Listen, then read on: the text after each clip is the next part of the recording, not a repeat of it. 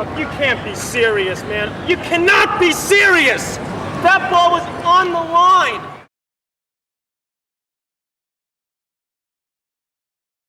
Taip, tai sveiki gyvi 13 geimo žiūrovai ir klausytojai. Po pakankamai ženklios pertraukos grįžtam pas jūs. Šį kartą speciali, turbūt šiek tiek patrumpinta 13 geimo versija, skirta čia ypatingam žmogui ir ypatingam įvykiui. Richardai, pristatinė tavęs turbūt nereikia, smagu tave matyti ir čia mūsų improvizuotoje 13 geimo studijoje Sebarenoje ir pakankamai dažnai sutikti šiaip Vilniuje ir Sebarenoje. Labas visiems ir ačiū, kad pakvietei, Tomai. Kaip tu gyvas, kaip tau sekasi? Gerai gyvas, darbingai, kaip visada, dabar nuo vasario pradžios bendradarbiaujam su Sebarena, kuriam planus, svajonės, tai darbingai. Taip, tai aš dabar jums visiems galiu pažadėti, kad per artimiausią pusvalandį mes sužinosim, koks treneris yra Richardas Berankis, sužinosim, kodėl būtent Joe Wilfredas Tsonga atvažiuoja į Vilnių ir sužinosim, ar Richardas Berankis pasiilgsta teniso ir sapnuoja jį. Bandom. Richardai, tai gerą mėnesį jau darbuojas Vilniaus teniso akademijoje. Paklausiu, koks treneris yra Richardas Berankis, bet gal pradėkim nuo tavo rolės, nuo tavo vaidmens, nuo tavo funkcijų akademijoje. Ką tu joje veiki? Rolės tokios kaip ir vieno žodžio apibūdinimų nėra. Bendradarbiaujam su treneriais, vaikais, pradedam su tėveliais bendradarbiauti ir kuriam ateitį, kitaip tariant. Kad būtų geriau negu kad buvo iki šiol, tikėkime. Tai aikštėje praleidžiu daug laiko, sąlyginai 3-4 valandas per dieną. Nėra taip, kad aš būčiau apsijėmęs kažkokią grupę vaikų ar keletą vaikų. Ne, kaip ir sakau, bendradarbiaujam su treneriais ir ieškom būdų pateikti tam tikrus dalykus žaidėjim, vaikam, kad jie suprastų tą dalyką, nes kaip ir daugelis sporto, aš manau, yra toks dalykas, kai vaikai tiesiog pavargsta ir nebenori girdėti to paties trenerio kažkokių pastabų. Ir įsiklauso kažkieno kitų pastabas, jeigu tie kažkas kiti yra autoritetai. Tai šią akimirką esu dar autoritetas vaikams. Tu autoritetų dabar. Konsultantų, gal taip galima pavadinti jo. Taip ir puikiai kol kas gaunasi, chemija su treneriais puikiai, su visais gerai sutariu, tai kaip ir sakau, kad perėjau iš žaidėjų pusės į trenerių pusę. Tai vat. Ar sunkus perėjimas? Pradžiai buvo sunku. Ką reiškia pradžiai? Dabar pradžia turbūt. Pradžia buvo, kada nusprendžiau užbaigti su profesionaliu sportu, nes nežinomybė gazdina mus visada visus. Tikslių planų kaip ir nebuvo prieš užbaigiant, ką aš darysiu toliau. Buvo daug visokiausių minčių ir manau, kad tai buvo geriausias variantas mano ateinančiam naujam gyvenimo etape. Tavo rutina turbūt labai smarkiai pasikeitė, aš įsivaizduoju, vis tiek profesionalaus sportininko dalykai, ta prasme, nesantykiai su treneriais, visą kitą, dabar tu dirbi su vaikais daugiausiai, ta prasme, kur yra tie pagrindiniai skirtumai? Skirtumas pagrindinis yra tas, kad, kaip ir sakau, dabar ne man dirba treneriai, bet aš dirbu vaikam kaip treneris. Tai va čia yra tas didžiausias switchas, tai vadinamas, galvoje, kai tu turi suprasti, kad tu dabar turi derintis prie kitų, vietoj to, kad stengtumės paaiškinti treneriui, kas tau labiau tinka ir mažiau tinka, kas veikia, neveikia visame tame procese. Tai va šitas dalykas ir yra šiaip iš esmės įdomus, kadangi kas nauja, tas įdomu. Jeigu dar gausis kažkas, tai iš visų per bus. Tai koks treneris yra Richardas Berankis? Geras. Ką aš daugiau pasakysiu apie save įdomu. Bet geras, manau, nesu aš labai agresyvus, piktas ar dar kažkoks tai. Svarbu dabar įgauti santykį su tais žaidėjais, su kuo dirbu. Kantrus? Žinoma, visą gyvenimą. Su vaikais turbūt reikia labai daug kantrybės, aš tai aišku, ar ne? Taip, ko ir mano mažoji mane išmoko Olivija namie, tai kantrybė yra numeris 1 dirbant su vaikais. Treniruoji Oliviją? Jinai prašo, kad žaistumėm, tai kad ir šiandien ryte prieš darželį, tai jam pažaisti dar truputį tenisą namie. Bet taip, kad spausčiau jos, tai ne, tikrai ne, jokių dalykų ten tokių nėra, kur dar 4 metai mergaitai. Tai. Tu nuo 2 pradėjai žaisti, legenda sako. nesu matytas geras pavyzdys. Klausyk, Richardai, karjerą baigiai, tiksliau priėmė tą sprendimą, ar ne, praėjusių metų pabaigoje, kalbėjai čia apie nežinomybę šiek tiek, kada vis dėlto atsirado tos pirmos mintis, kad treneris yra ar konsultantas, bet kad nenutolsi nuo teniso ir kad toliau nori būti tenise ir kad čia yra tavo naujoji kryptis. Tai pas mane nebuvo net kitų minčių gyvenime, kad kažką kitą darysiu. Kaip aš esu ant tiek... Aš gyvenu tenisą visą gyvenimą, kaip ir sakiau jau kažkokiam interviu, kur tai yra mano gyvenimo dalis, aš tą dalyką suprantu, argumentuotai galiu kalbėti apie procesus, apie tobulėjimą, apie planavimą. Tai todėl tai nėra man naujas dalykas kažkoks, kur aš jausčiaus kažkur diskomfortiškai. Dažnai yra žmonių turbūt, kurie, pavyzdžiui, aš pažįstu, nežinau, imkim kvazi krepšininkų, kurie sako, kad aš to krepšinio atsikandau per savo pro karjerą tiek, kad aš noriu veikti bet ką, tik tai ne į tą pusę žiūrėti nebenoriu. Neturėjai nieko panašaus? Aš labai myliu tenisą. Tai irgi toks dalykas, kur jeigu man nepatiktų tas sportas ir tenisas turiu omeny, ir žaisčiau tenisą, nežinau, dėl gyvenimo būdo, dėl finansų, dar dėl kažko, tai aš manau būtų kitokia situacija dabar mano jausmuose tam tenisui, bet man tas dalykas patinka ir ta dienotvarkė mano nelabai išsiskiria dabar, negu kad būdavo prieš tai. Kadangi prieš tai aš treniruodavau po 6-7 valandas SEB arenui. Dabar aš treniruoju 6-7 valandas per dieną SEB arenui. Tai toksai, kaip ir sakau, tas transferis switchas taipogi man gavosi gana paprastas, nes visi pažįstami, su visais turiu istoriją, infrastruktūra ta pati, tik tai rolė kitokia, vaidmuo. Ir kelionių mažiau turbūt. Ir kelionių mažiau, kas džiugina šią akimirką, tai tikrai. Kitų kažkokių tai rolių tenise, vadyba, mes esam daug tam šnekėję, man esi daug, pavyzdžiui, dėlioja savo nuomonę ten apie ATP reikalus įvairius viską ir aš, pavyzdžiui, visai neprastai tave įsivaizduoju sporto ir teniso, pavyzdžiui, konkrečiai vadyboje. Nebuvo tokių minčių? Tai dalinai čia irgi toks dalykas, kur įeina į mano vaidmenį SEB arenui, kas liečia užsienio akademijų, užsienio žaidėjų atvažiavimą į Lietuvą, tai negaliu sakyti, kad to nedarau. Arba, kitaip tariant, pradedu po truputį daryti. Tik tai dabar žiūrėsim, kas iš to gaunasi, reikės daryti kažkokias korekcijas anksčiau ir vėliau, bet čia jau ilgas procesas. Tai nėra taip, kad sprakteli pirštais ir iš karto viskas gaunasi, toksai dalykas.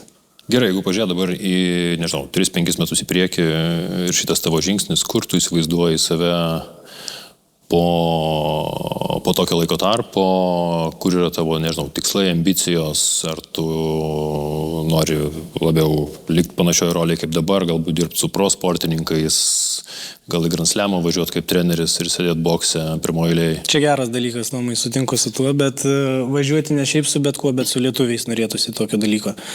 Tikrai labai linkiu Lietuvos tenisininkam siekti aukštumų ir kad tas pavyktų dalykas. Tai dėl to čia ir esu, kad bendrom jėgom pavyktų tai padaryti. Nes vienam žmogui tai yra be galo sudėtinga padaryti, tik tai vienetai galbūt yra tai padarę, bet tas backupas, komanda, pavyzdžiai jaunai kartai tai be galo svarbu yra. Tai kaip savai įsivaizduoju po 5 metų, tai įsivaizduoju kažkokiam Grand Slam'e, tikiuosi būti su jauniais, bent jau.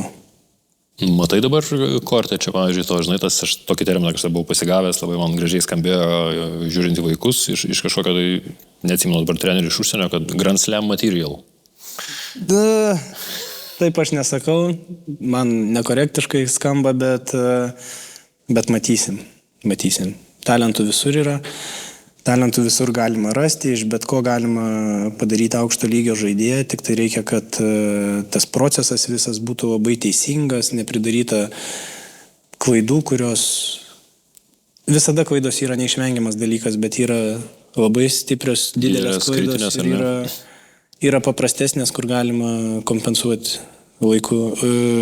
trumpuoju laiku. Tai tavo požiūrį, talentas ir darbas laimi? Darbas. Tik tai darbas. Talento jau mažai sporte lieka. Dabar jeigu pažiūrėsi į bet kokį sportininką, tai ta prasme, be disciplinos, be sunkaus darbo sporte profesionaliam nėra ką veikti. Ir talentas tai yra, galbūt sakyčiau, pirmas toks dalykas, ką tu pamatai, kad galbūt hipotetiškai vaikui gali pasisekti ateityje. Tai aš taip sudėliočiau viską. Jis galbūt daugiau kažko to ne, turi įgimtų kažkokių savybių. Taip, jam lengviau gaunasi negu kad kitam. Bet jeigu tas darbininkas dirbs vis tiek daugiau už talentingą, jisai vis tiek ilgojai distancijai pasieks geresnį rezultatą. Yra, nežinau, tavo varžovų buvusių protenisininkas nors šauna į galvą, ta prasme, kad iš esmės talentų važiavo. Tai vienas toks iš tų būtų Safinas tikriausiai. Nalbandianas, Verkerkas. Yra, dabar čia taip galima vardyti, reiktų pagalvoti dar, bet tikrai yra tokių žaidėjų, kurie remdamiesi savo talentų pasiekė aukštumų, bet, kaip ir sakau, tas buvo prieš 15 metų.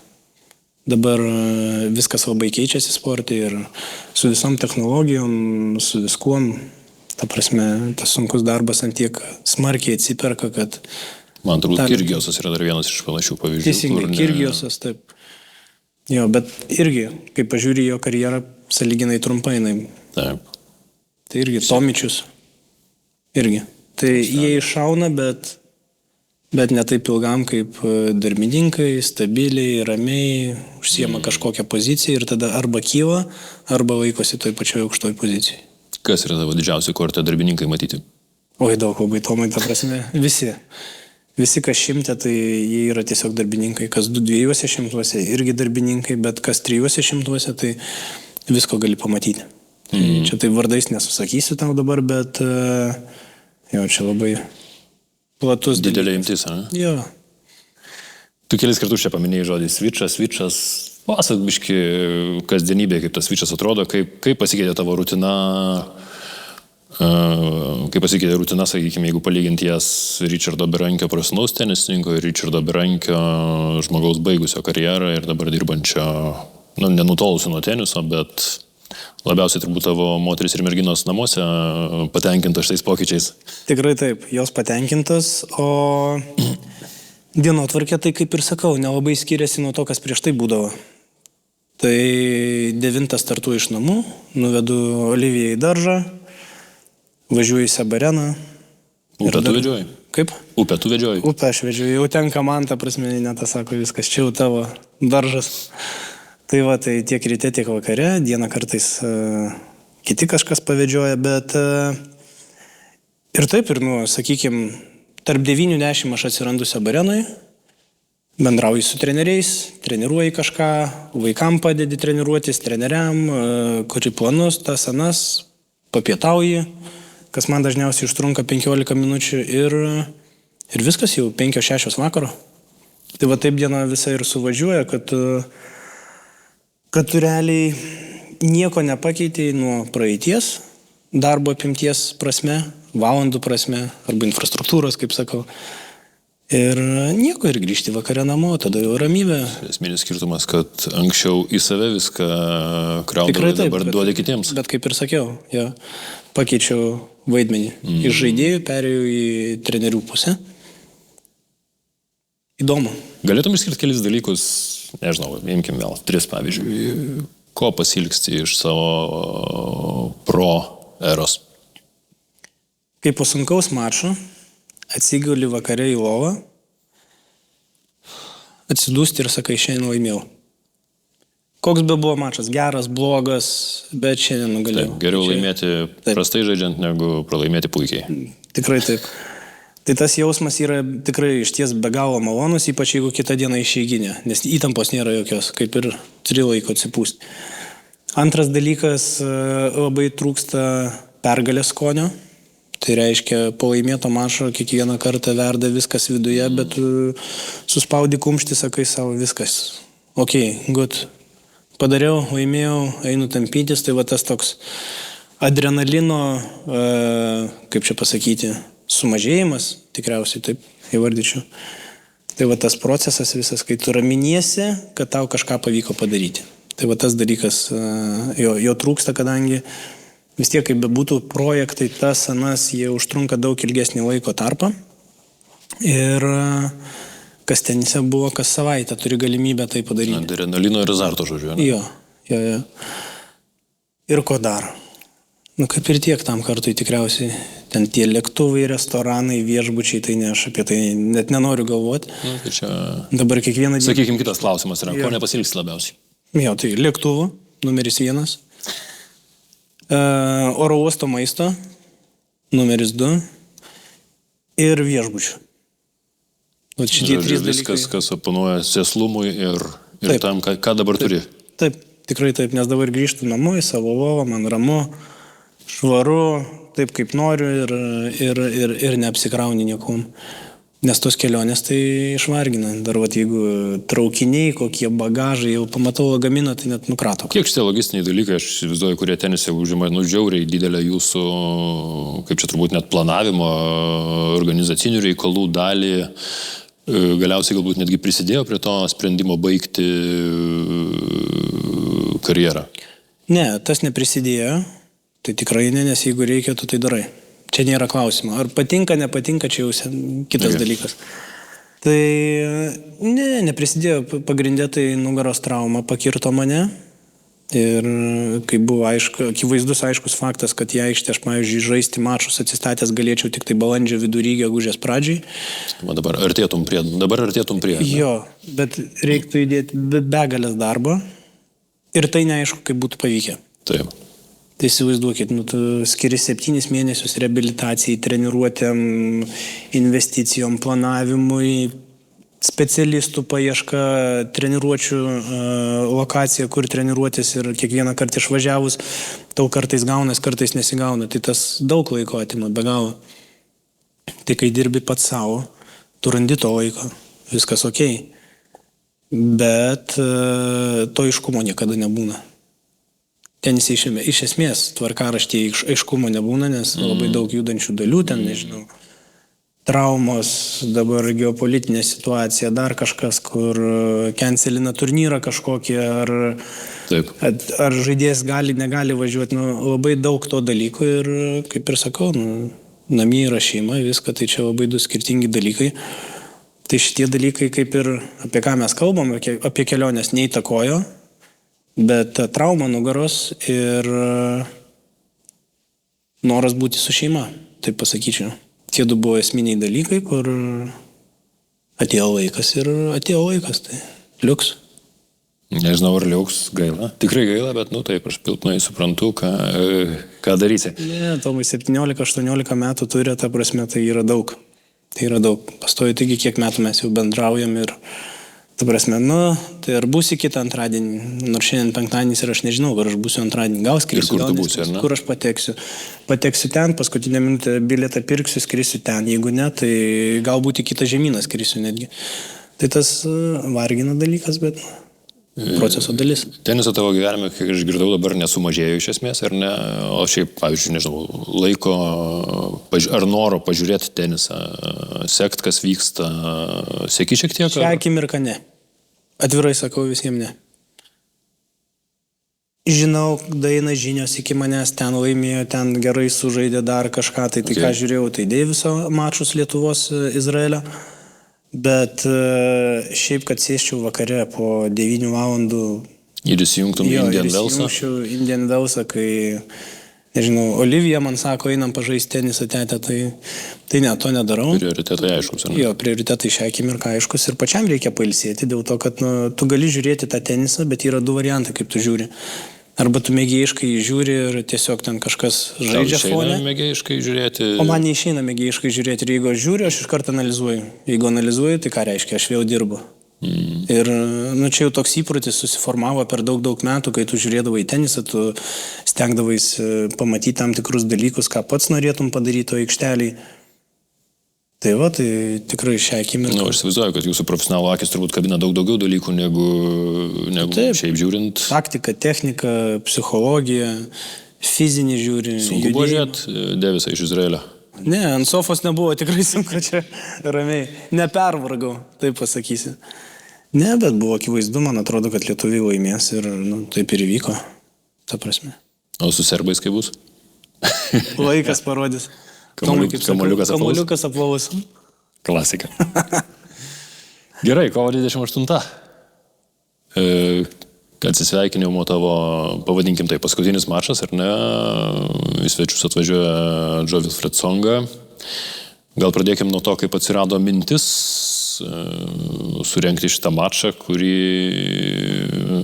kurio Lietuvos, sakykim taip, teniso mėgėjai turbūt labai laukia, sprendžiant iš bilietų pardavimų tempo. Mes filmuojam šitą epizodą antradienį, tai aš galiu pasakyti, kad šiuo metu lyg yra 14 bilietų likę. Tai gali būti.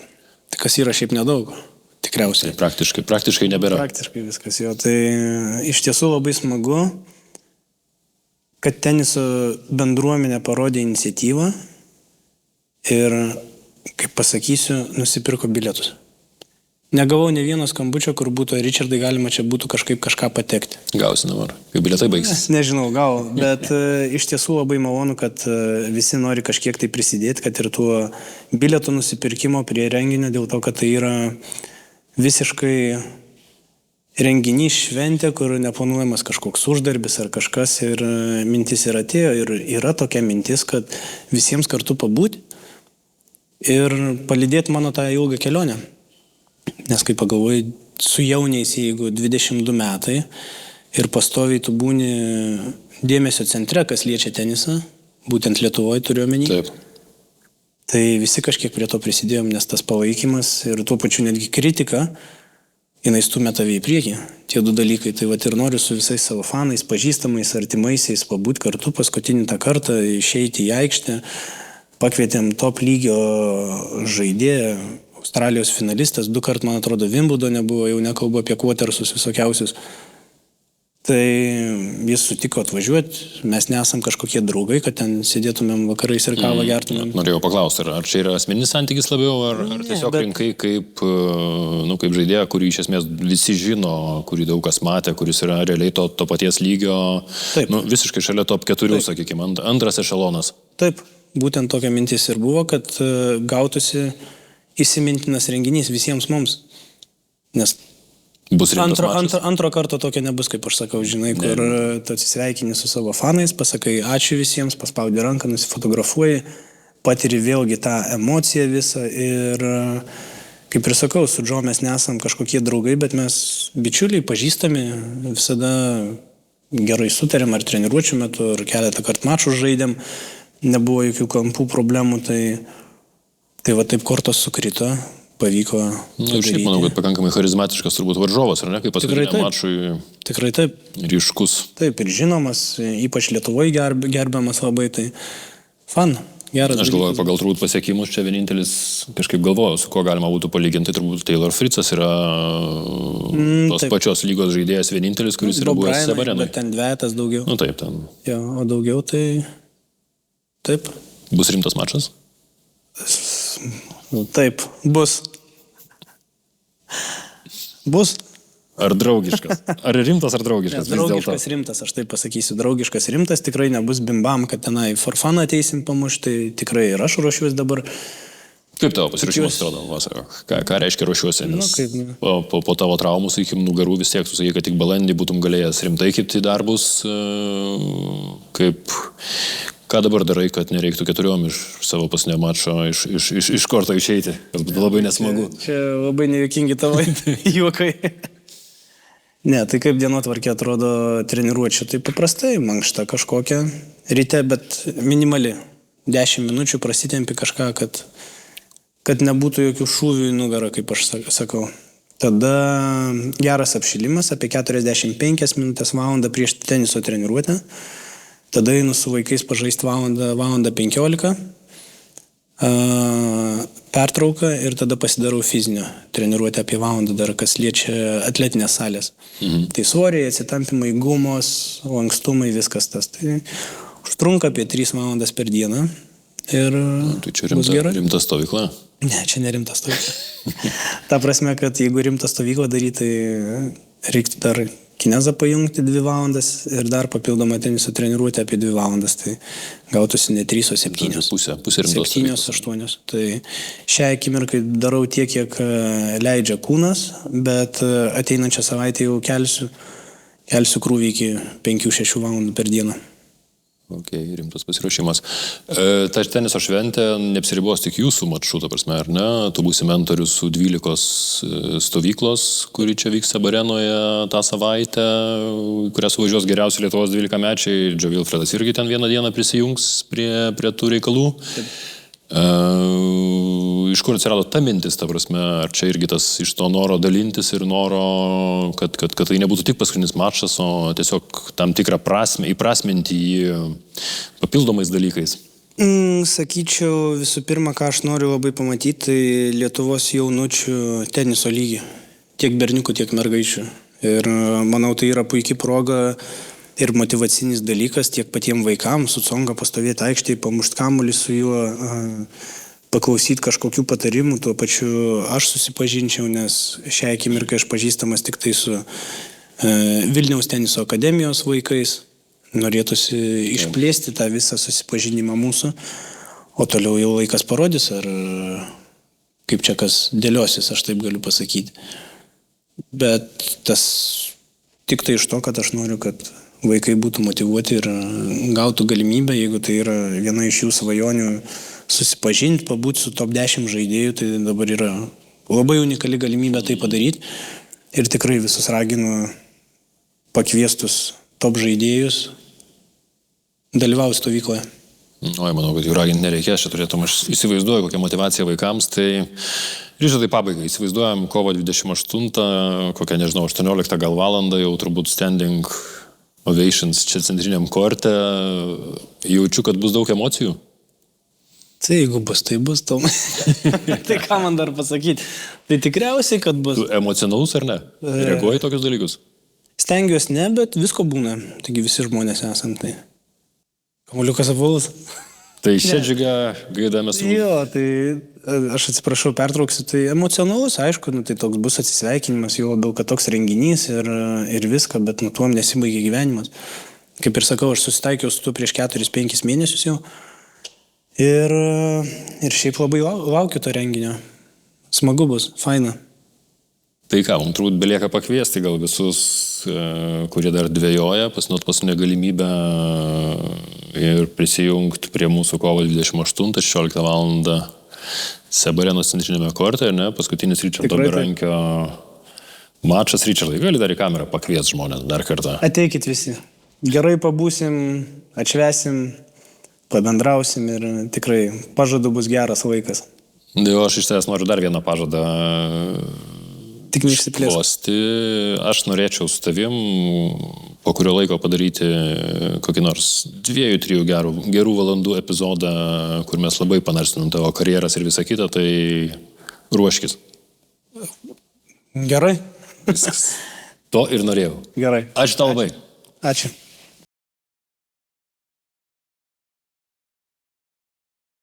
You can't be serious, man. You cannot be serious! That ball was on the line!